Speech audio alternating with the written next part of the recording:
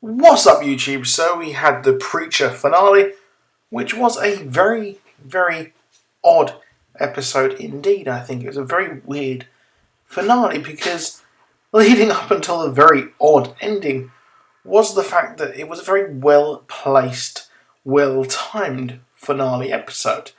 Now, the consistency of the storytelling and the pacing, etc., for the whole series has been a bit off, but as a whole, it's been a pretty good series and I enjoyed it quite a lot.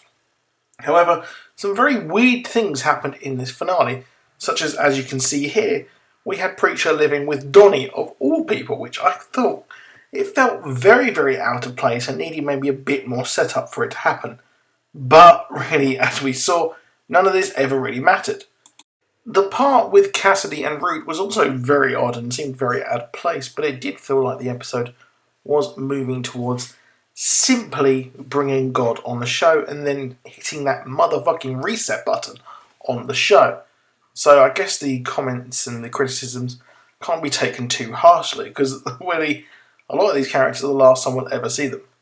So we also got to learn the reason why the Preacher and particularly Tulip despise Carlos so much, which really is the reason why Tulip lost her baby in the first place, which you can understand, to be honest, and you can see why she was so eager to get her, or get the Preacher on side with her to exact revenge, and why she was so adamant about getting revenge, which does make a lot of sense. You can understand the backstory now, but I kind of feel like this should have been introduced a couple of episodes before as well.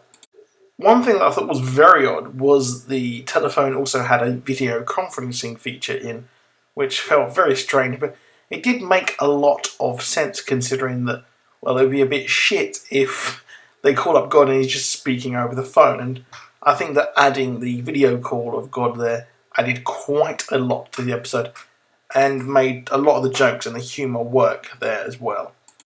Now, it was a really, really good episode and great suspenseful seeing God up on the video conferencing feature of the Heaven phone, I guess is the right term. But we all knew that something wasn't right about him and that some of the answers started to slip as the questions rolled on. But I really did think this was a funny, funny scene and was a great addition, I think, to the series, and we finally got what we wanted, and he did promise that God would appear. Well, he kind of appeared, didn't he? Now, it's definitely a testament to the show, I think, that something as silly as someone pretending to be God, and this really did remind me of Monty Python, to be honest. It was very Monty Python-esque, and was actually quite hilarious to see.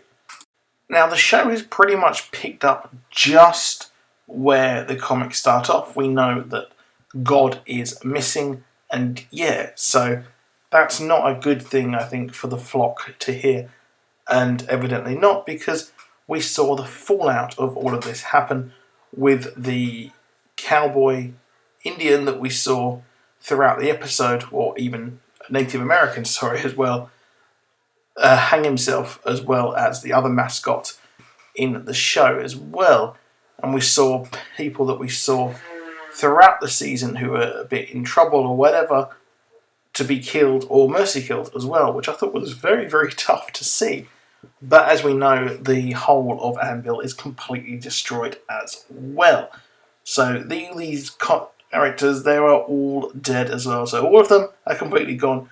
Confirmed by Evan Goldberg as well on Talking Preacher, which, yeah, so it feels a bit weird that the whole of these episodes we saw these characters and now they're all gone, but this was a setup. It was all a setup for the end, for Tulip, Cassidy and Jesse to find God. Now, we only have one angel who has returned from their trip to hell to await the Saint of Killers as well, which I thought was quite odd because in the comics they actually open a casino on Earth. So there is only one of them, so I'm not sure where the other one has actually gone. Has he completely perished? Is he stuck in hell? Who knows?